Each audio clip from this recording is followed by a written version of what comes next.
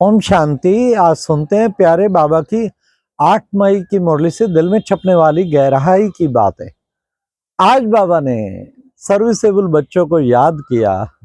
बाबा ने कहा कि बच्चे, कोई कोई कहते हैं बाबा फला निमंत्रण है, किसी को भेजो। अरे बच्चे, तुम नहीं समझा सकते हो? बाबा हम थोड़ा कच्चे हैं, उनको प्रैक्टिस जास्ती है। बाबा भी समझते हैं। हाँ, कहते कुमारका को भेज दो, मनोहर को भेज दो, गंगे को भेज दो। गंगे दादी थी कानपुर में और मनोहर दादी तो मधुबन होती। कुमार का दादी प्रकाशमणि दादी को बाबा कहते। तो बाबा ने कहा फिर बाबा ने कहा अच्छा पहले निमंत्रण भेजो। हाँ, किसके कौन कौन है उसमें आने वाले। अगर कोई सन्यासी होगा तो अच्छी ब्रह्मा कुमारी भेजनी पड़ेगी। हाँ बच्चे, बाबा कहते जगदीश को भेज दो, रमेश को भेज दो। सब बच्चे नंबरवार तो है ना, सबकी प्रैक्टिस नंबरवार होती है। ये तो बाबा जानते हैं, सर्विसेबल बच्चे भी नंबरवार है। आज बाबा ने मुरली में कितने सारे रत्नों को याद किया। भाग्य है जिनको भगवान बैठ के याद करता है। कहीं तो बच्चे बाबा को याद करते हैं, भगवान भी बैठ के याद करता है सर्विसेबल बच्चों। बाबा ने कहा कोई कोई बच्चे तो इतना भी नहीं समझा सकते कि हम आत्मा हैं, परम पिता परमात्मा की संतान है। इतना तो समझा दो, इतना भी नहीं समझा सकते हैं। तो समझाने की प्रैक्टिस करनी चाहिए। फिर बाबा ने आज कहा देखो बच्चे, गाते हैं ना क्या, तमे माताश्च पिता, तमे बंधुश्च सखा, तमे विद्याश्च द्रोणम, तमे सर्वम देव देव। तुम्ही हो माता पिता, तुम्ही हो बंधु सखा, तुम्ही हो साथी, तुम्ही सहारे, कोई ना अपना तुम सिवा तुम्हारे। सब कुछ, विद्या दृढ़म, धन भी तुम हो, विद्या भी तुम हो, सब कुछ तुम हो। इतना भक्ति मार्ग में उसके प्रति यकीन, हाँ, विश्वास जताया है। हमारा भी इतना ही नाता होना चाहिए ना। हाँ, बाबा ने कहा सारे संबंध क्या हमने जोड़े हैं बाबा से, हम चेक करें। फिर बाबा ने कहा देखो बच्चे, कहते हैं ना, हाँ हाँ, तो मात पिता हम बालक तेरे, तुमरी कृपा ते सुख घनेरे। हम सचमुच रोज आना बचपन में 10वीं 9वीं 8वीं 7वीं घर में सब बच्चे और माता पिता इकट्ठे रात को अरदास करते थे और उसमें रोज बोलते थे। हाँ, सारे इकट्ठे होके मूर्ति के सामने, गुरु नानक देव जी की और उन सब की मूर्ति के सामने रोज बोलते थे, मात पिता हम बालक तेरे, तुमरी कृपा ते सुख घनेर। तो बाबा ने आके समझाया बच्चे इसका मतलब क्या है। माता पिता कौन है, किसके हम बालक हैं। हाँ, और उसकी कृपा से हमें कितने सुख घनेरे मिलते हैं। फिर आज बाबा ने कहा कि बच्चे देखो बच्चे, आत्मा भ्रिकुटी में रहती है, आत्मा स्टार मिसल है, आत्मा ही शरीर को धारण करके पार्ट बजाती है। आत्मा के भिन्न भिन्न शरीर भिन्न भिन्न जन्म में होते हैं। जन्म बदलता है तो सब माँ पिता भाई बहन सब कुछ बदल जाता। अरे वहां तो छोड़ो, यहाँ भी जब कोई दूसरा जन्म लेते हैं, कोई अडॉप्ट करते हैं, तो फिर माता पिता भाई बहन बंधु सखा सब बदल जाते हैं। तो बाबा ने कहा तुम बच्चों को भी, हाँ, याद करना चाहिए ना, इतने जन्म जन्मांतर बदलते आए पर वो परम पिता परमात्मा तो नहीं बदला ना। वो तो मेरा अविनाशी पिता है। तो उस अविनाशी पिता को भी याद करना चाहिए ना। फिर बाबा ने कहा बेहद का बाप, देखो बच्चे, अब टीचर बन के तुम बच्चों को समझाते हैं। यहाँ तो बच्चे सन्मुख बैठे हैं ना, तो सन्मुख का कितना ना नशा होना चाहिए। कौन मेरे सन्मुख आके मुझे पढ़ा रहा है, स्वयं भगवान मुझे पढ़ा रहा है, मैं गॉडली स्टूडेंट हूँ, ये नशा होना चाहिए ना। और कितना ध्यान से मुझे पढ़ाई पढ़नी चाहिए, बुद्धि इधर उधर नहीं जानी चाहिए। मुरली के लिए तो जान कुर्बान कर देनी चाहिए। मुरली बार बार पढ़ें, मुरली चिंतन बार बार सुने, तो कितना ना अच्छा हो जाएगा, स्थिति कितनी ऊंची बन जाएगी। भगवान के बोल महावाक्य हर वक्त बुद्धि में टप टप टप पढ़ते रहेंगे तो बुद्धि योग सीधा बाबा से लगा रहेगा।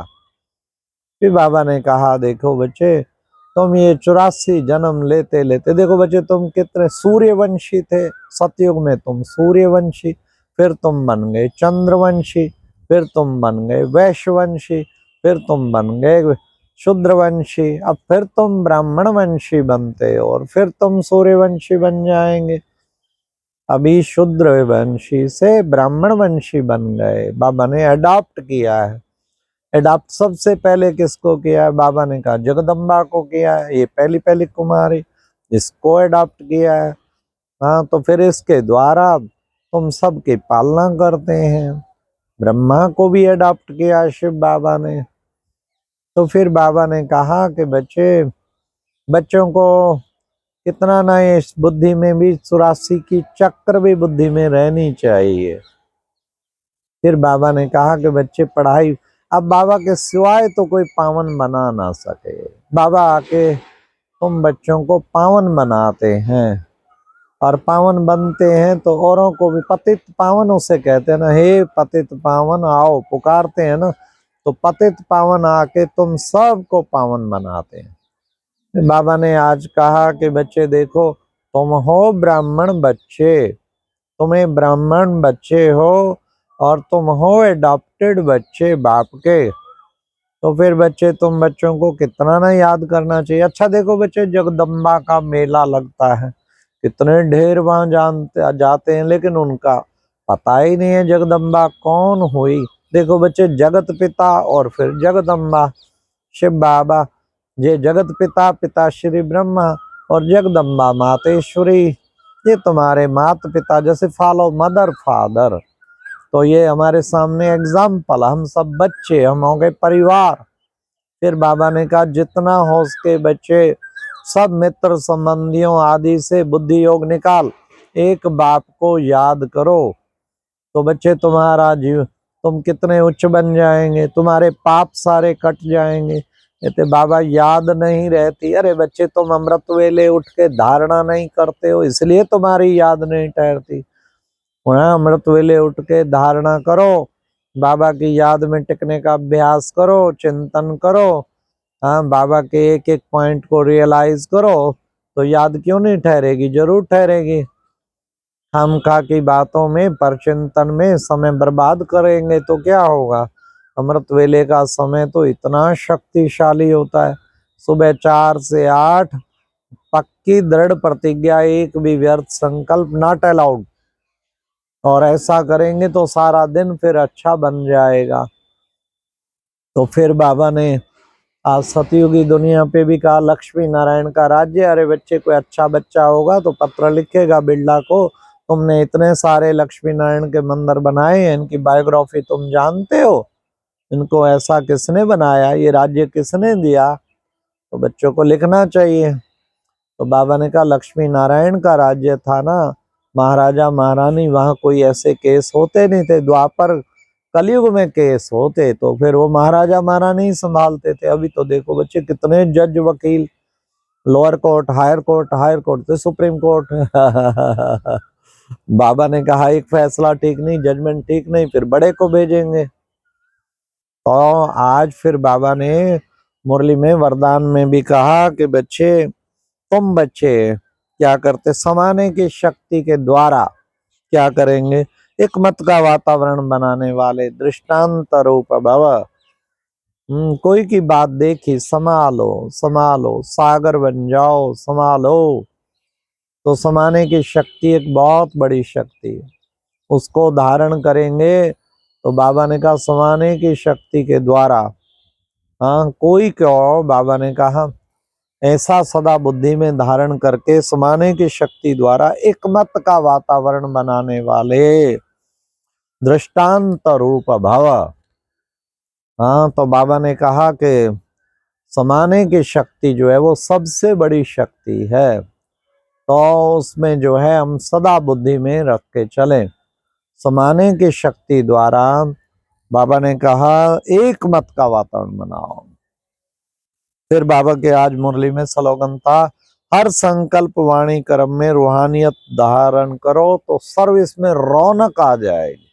रूहानियत धारण करो, सर्विस में रौनक आ जाएगी। अव्यक्त इशारे में था, अचल अडोल बनने के लिए, एक स्थिति बनाने के लिए क्या करो? नथिंग न्यू, ये ड्रामा का पार्ट पका दो। ड्रामा की भावी पक्की है, 100% वही हो रहा है जो कल पहले हुआ था, कोई बात नई नहीं है, तो फिर क्यों संकल्प चलाएं? अच्छा, ओम शांति। ये थी आज की मुरली में दिल में छपने वाली गहराई की बातें। ओम शांति। कितने अच्छे बाबा के महावाक्य हम सबको जो धारण करने हैं। ओम शांति।